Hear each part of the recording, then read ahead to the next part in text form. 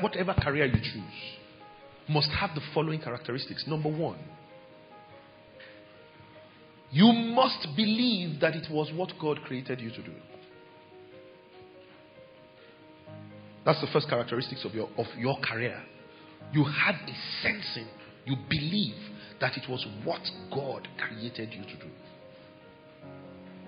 In other words, your career must be what you understand as your path of destiny. Number two,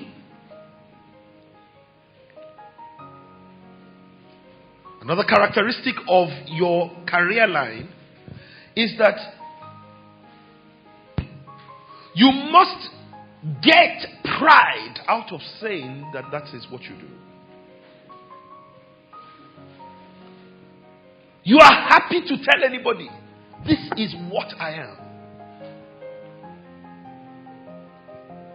When you are uncomfortable about saying that you do what you do, usually, it is not where you're going to excel. I don't know whether you understand what I'm saying. Number three. Whatever you choose as a career must help you to develop and use your personality. In other words, most times you will not need to change who you are to fit your career line. I'm sure that people like Jedi will tell you how they may not even have understood whilst when they were growing up, everything they said, everybody started laughing. You almost would find it irritating at one point. Why are you laughing? And one of the things, have you ever noticed, one of the things that comedians say off stage the most is, I'm serious. I'm serious. Why? Because nobody takes them seriously. You understand what I'm saying? I'm serious. People will be laughing. He's saying, I'm serious. Then another person who is a serious-minded person wants to now go and crack jokes. Then the guy has to tell you that was a joke. I don't know whether you understand what I'm saying. The guy, do you understand? You don't have to change your personality to fit your career line. Go and check it. If you have a personality that does not like to wear shoes, only tennis, canvas, let me help you understand it. The day you will find your career line, you will discover that that's what they wear there. If you don't like to wear ties, what you really, I'm telling you, you don't have to change who you are to usually excel in your career line. Next, your career line also will require your passion. It's one of those things that when you are doing it, you love doing it so much you don't even know when time flies. People have to remind you, or you need systems to remind you that time has gone. I don't know whether you understand what I'm saying. When you see true bankers at work, 9 o'clock, somebody has to call them to say, it's 9 p.m. already. The guy says, oh my God, my wife is going to kill me. Then he's running home. Don't you understand? Another person who works in a bank is 3:30. We are almost closing. Do you understand what I'm trying to say? When you are in the place of your career, time disappears. And not only for you, but mostly for the people around you. Because there's something around you that just creates that magic that makes everybody so captivated that they don't even know that time has gone. Listen to me. You cannot really say you're a speaker if you don't talk too much. I don't know whether you understand what I'm saying. It's going to be difficult. It's going to be very difficult. I used to tell my wife that she had a speaking gift. But she was always, she tried to run away from it for a long time. But soon after she started to go out and speak to people and talk to people about entrepreneurship and blah, blah, blah, blah, blah, Then she really started to enjoy it. And my wife is really good as a speaker. Does anybody think so? But when the day that I heard that normally when she started, my wife will go somewhere. 20 minutes she's out. I can't. Do you guys remember that in Speaker's Corner? She came in 25 minutes. She was gone.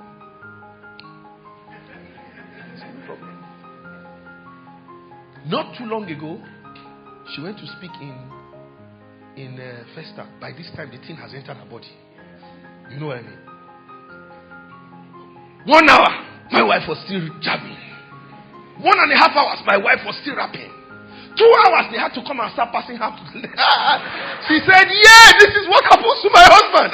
So when she came back and told me what I said, now you are a speaker. Which is not to say that you should take other people's time unduly. But I'm saying that when you are in your place, time should fly. So you need prompters to tell you, listen, manage your time. Manage your time. But listen, there's a gentleman by the name of Tosan Jemide. I don't know how many of you have ever heard of him. Cakes by Tosan. This guy makes the most amazing cakes that you can see. He did a wedding cake once that was a chandelier. And most people did not know that it was a wedding cake until it was time to lower it down. It had light bulbs in it. Then when it was time to lower it down, how he did it that the cake did not melt, I cannot tell you.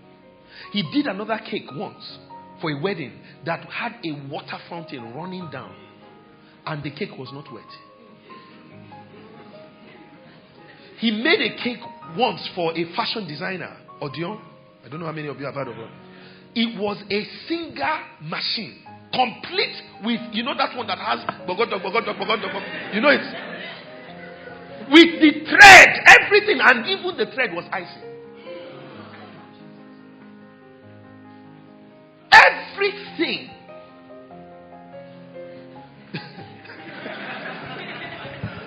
Some of you say, Kai, this man.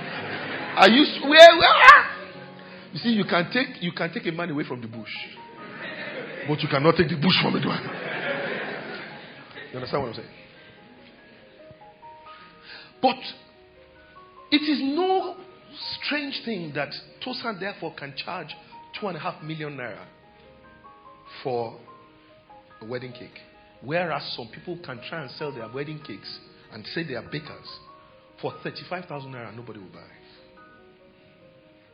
But this is the interesting thing. Tosan's wife was saying to us one day how if you leave Tosan with cakes, the guy will probably die of exhaustion because he will not sleep a wink for as long as he's working on a cake. She said Tosan needs to be compelled to sleep. And initially, what she found out was that she would give him some time, maybe sometime till about 3 a.m., 4 a.m. He's still working on one cake. Then she goes to call him and says, Tosa, come, you have to come to bed. Then, once he gets into bed, and she thinks to herself, I have gotten him. Oh yeah, till she sleeps off. If she wakes up 10 minutes later, he's gone. So he just comes into bed, waits until she sleeps, and then he goes back and continues his work. So she said what she used to do was that she had decided that, okay, let me sleep well for the time that I've decided to give him. So that when I come and tell him to sleep, I will wake up and I'll be watching him. Every time he opens his eyes, so close your eyes. Like a baby. Like a baby. They have to beg him to sleep. If your career does not do that to you yet, forget it. You are not yet. You are not there yet. You're not there yet. You're not there yet. Your career must use your passion. Must use your passion. Next, your career must affect many people's lives. I found out that, listen, it's not what you do that matters in life, it's the impact of what you do.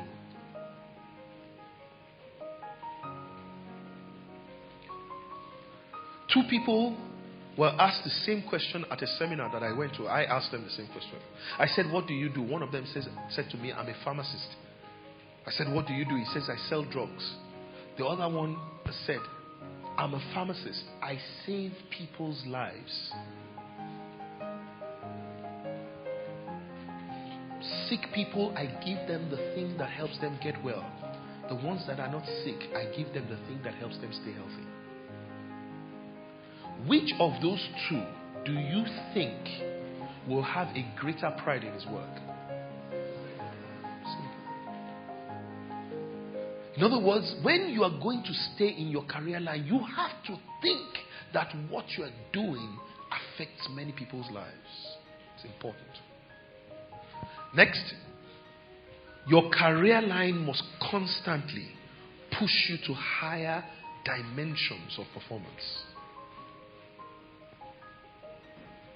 One of the reasons why people quit at the top is because many times they cannot see where else to go. One of the questions I ask mostly in banking sector, I say, at the height of your career, what staff level do you hope to attain? Okay? Are you with me? At the height of your career, what staff level do you hope to attain? Some people will say, oh, I want to be a senior banking officer. Others will say, I want to be an assistant manager.